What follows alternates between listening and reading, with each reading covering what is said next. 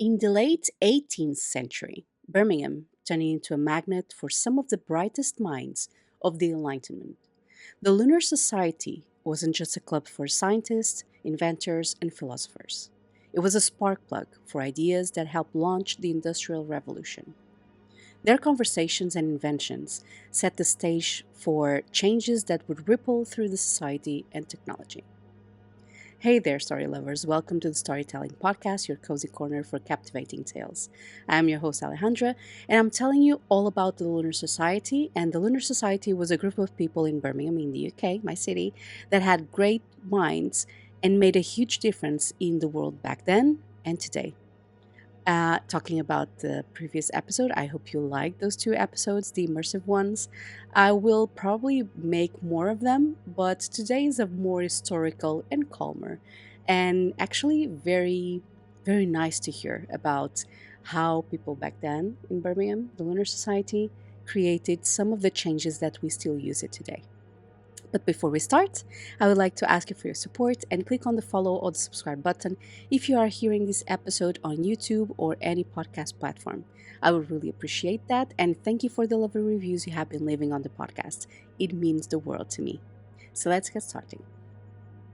Matthew Bolton, Josiah Wedgwood, and Erasmus Darwin met up regularly to swap insights and work together on projects.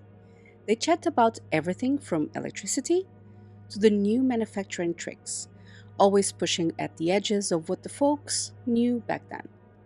This society nudged people to rethink science and its place in everyday life.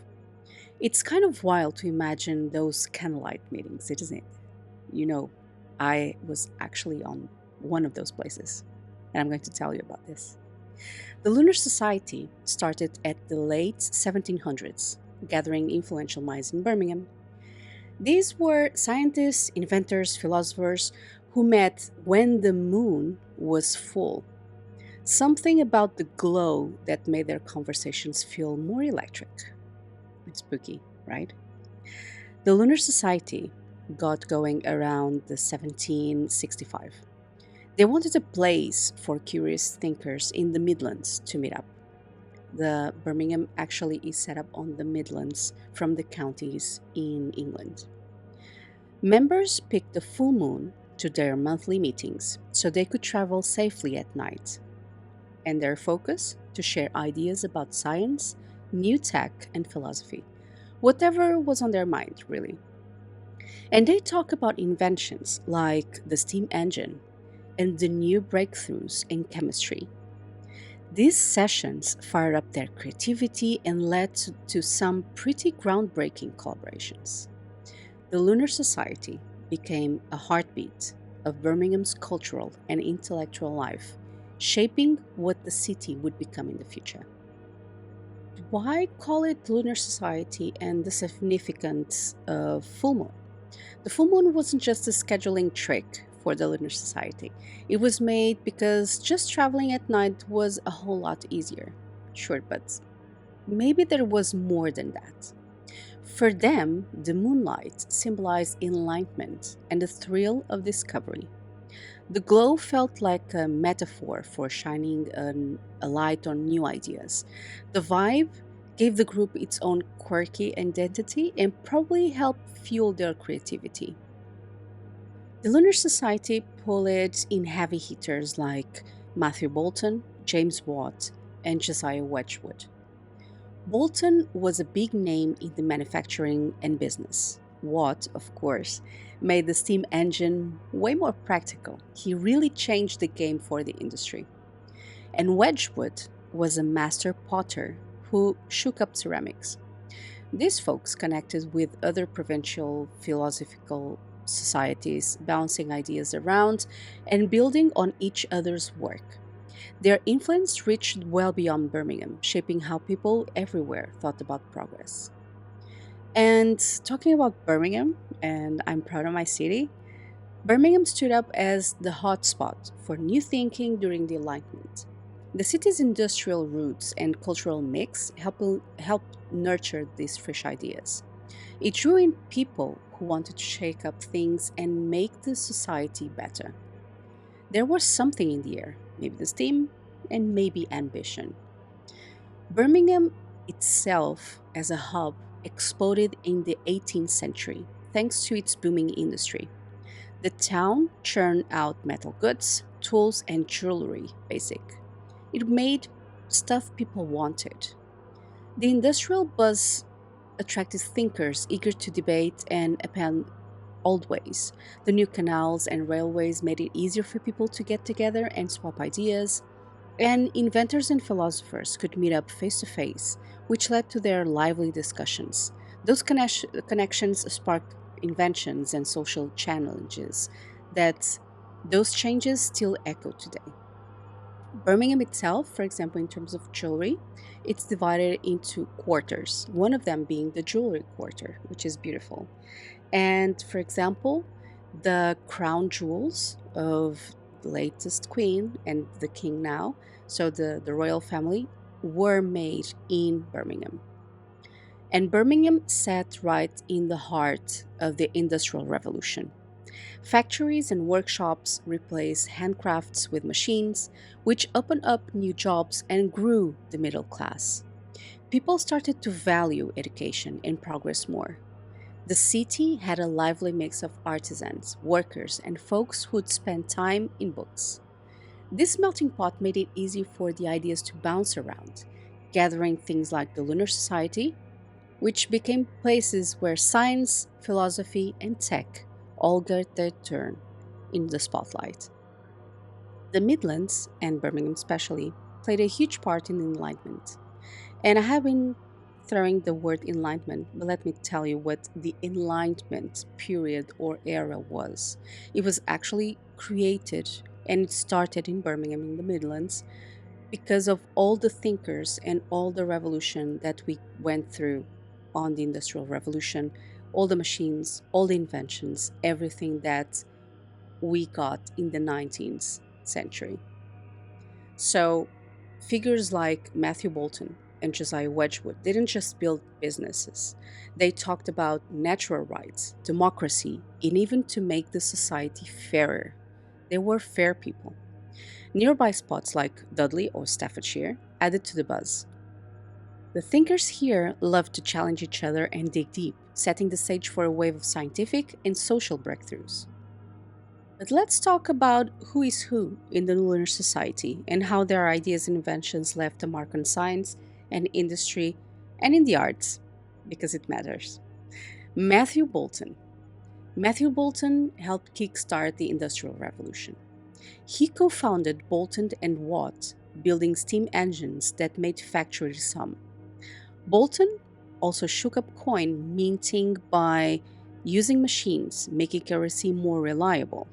He pushed for better manufacturing methods and always looking for ways to improve how things got made. His knack for blending science and with business inspired a lot of folks around him, and Bolton's efforts changed how Britain worked and traded. James Watt. And James Watt's name is pretty much synonymous with the steam engine. He made engines more efficient and less thirsty for fuel, which opened up new uses in mining and manufacturing.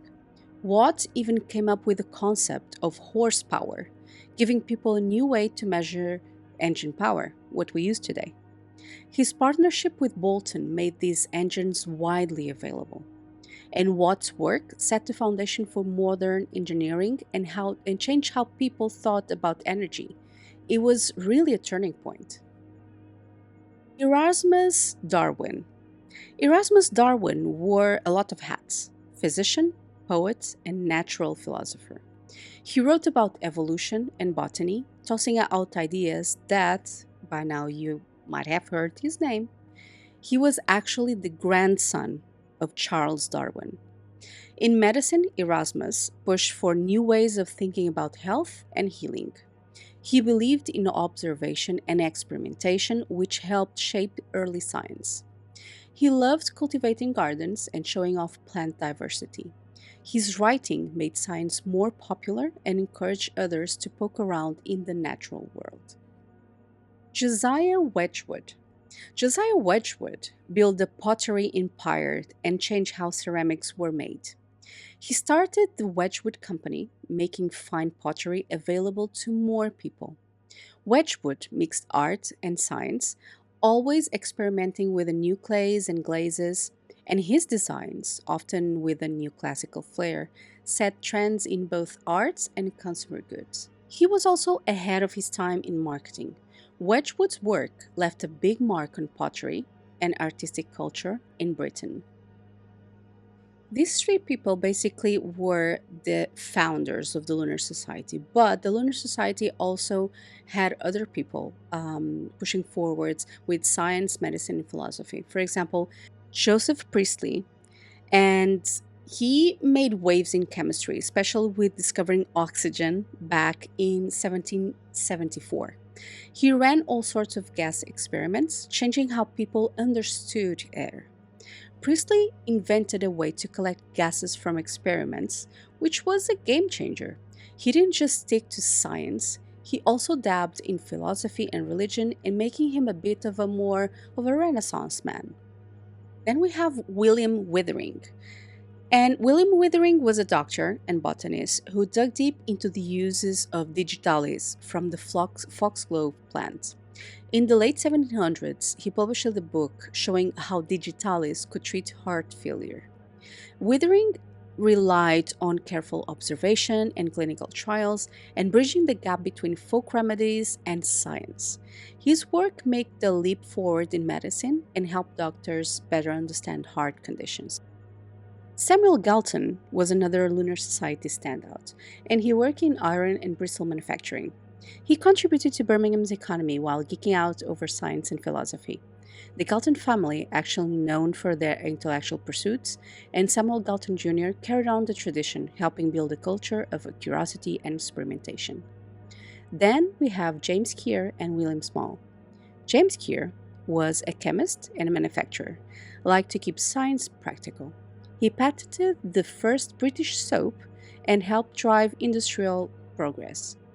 William Small was an educator and philosopher, fostered a space for fresh ideas with the Lunar Society.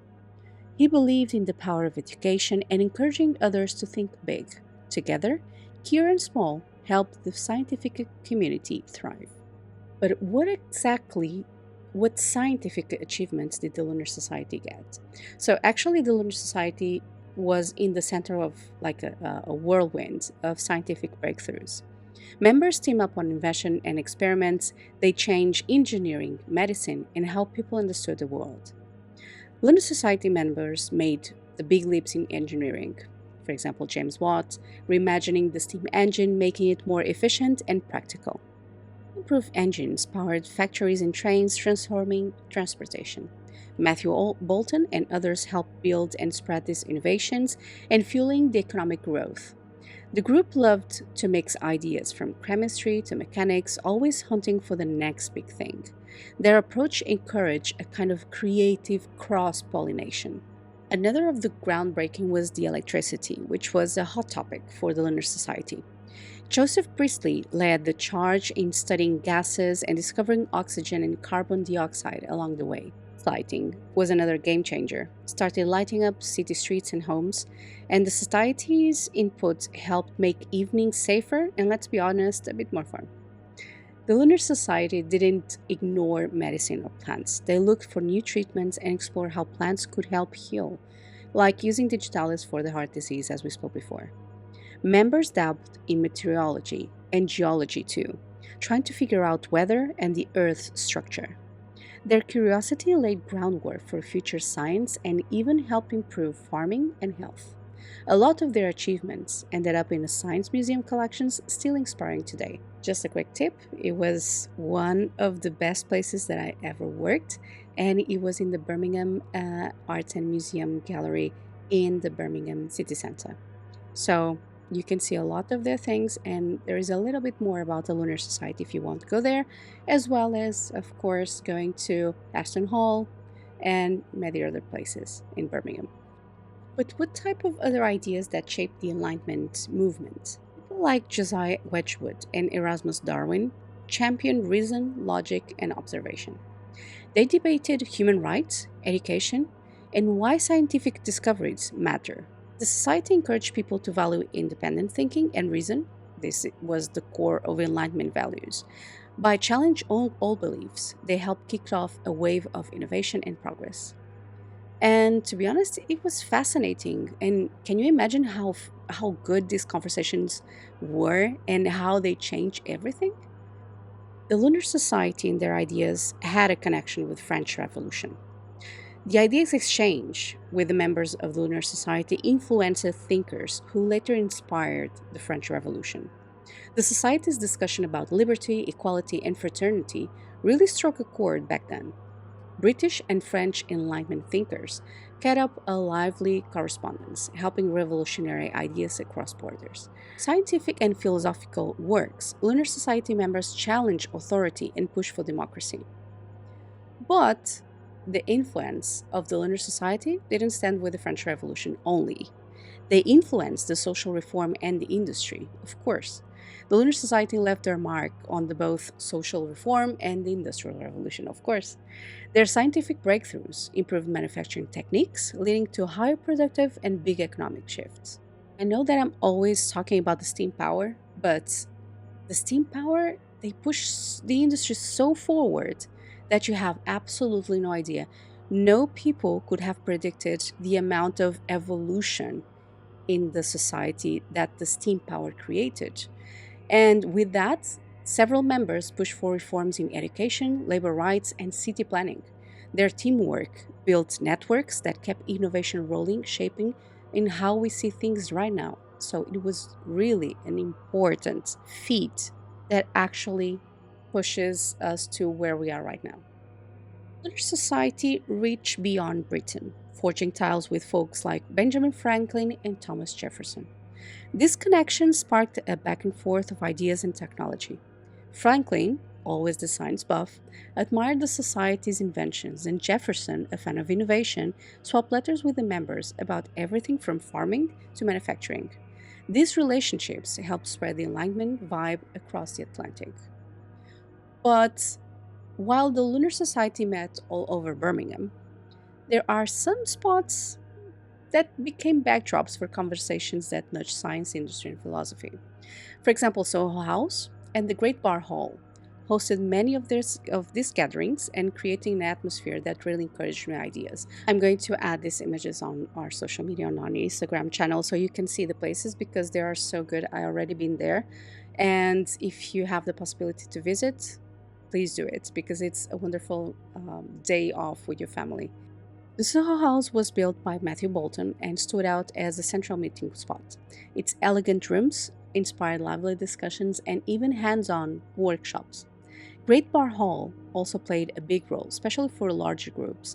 The spacious settings always made it easy for members to collaborate and debate. And then we have the beautiful, beautiful Austin Hall, an old and storied building set for a stage for many society conversations.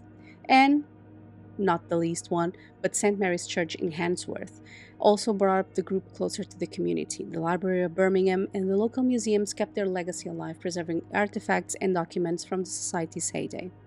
These places now showcase the Lunar Society role in the Age of Enlightenment, and as I said before, it's really worth it to see it. Lunar Society, they didn't just make a big impact in science or industry. They actually made a big impact in cultural and educational. They championed education and intellectual exchange, shaping Birmingham's cultural scene, founding libraries and museums that showed their commitment to learning. Erasmus Darwin's writings fired up new thinkers, encouraging more people, especially women, to join the conversation. This shift helped create a more open, welcoming environment for future scholars. And what about today? Today, the Lunar Society's legacy sticks around in a bunch of ways. The Library of Birmingham and local museums show their collections, as I said before, that help to celebrate their achievements. The Science Museum highlights inventions from their era. Erasmus Darwin's house stands as a reminder for their influence. Events, exhibitions, and educational programs helped keep their story alive. Joseph Chamberlain's work later on really underscored just how much the Lunar Society's ideas still matter. The Lunar Society wasn't always such fun and overthinking that actually had some challenges and controversies. Not the fun part, right? The Lunar Society ran into plenty of bumps along the way, including the controversial ideas that set off public outrage. They also struggled with diversity and inclusion, especially when it came to women's roles. As membership changed, the original spark started to fade. Talking about the rebel of the group, Joseph Priestley was a major player in the group. He pushed for radical political and scientific ideas. Supporting both the American and French revolutions, he made friends and enemies as well. Tensions boiled over the 1791 Priestley riots in Birmingham, and angry crowds went after Priestley's home and the Unitarian Church, seeing his views as a threat. The riots really exposed the rift between Enlightenment thinkers and the more conservative crowd. Society mostly included men, which limit women's involvement and narrowed their perspective. Women like Mary Shelley contributed indirectly, showing the value of voices in the mix. You might recognize her. Mary Shelley was actually the creator of Dr. Frankenstein. Some men recognized women's input, but leadership roles for women were rare. This reflected the era's broader attitudes about gender. Leaving women out meant missing out on fresh ideas and potential growth. If only they'd been more open, who knows what else they could have achieved. As the Industrial Revolution rolled on, many founding members grew older and passed away. New faces showed up, but honestly, some just didn't share the same spark or drive. The society started to drifting away from its roots. People got more focused on their own projects than working together. By the early 19th century, interest in the society really started to wane. The network that once shaped so much couldn't quite keep up with all the social and economic shifts happening around it. By the 1820s, the Lunar Society had mostly faded away from view. That was pretty much the closing chapter for a remarkable era in Birmingham's intellectual scene. And this was today's episode, guys. I hope you liked it, and comment below and share your thoughts. It's always nice to hear from you guys, and I hope and promise that I have more episodes ready for you here weekly at the Storytelling Podcast. Thank you for listening, and please remember that if you'd like to send your stories or special topic to be shared on the next episode, please send it to the Storytelling Podcast 8080 at gmail.com or follow me on social media at the Storytelling Podcast Official. But before you go, if you haven't done that already, I would love you to click the follow and subscribe button, and see you on the next episode.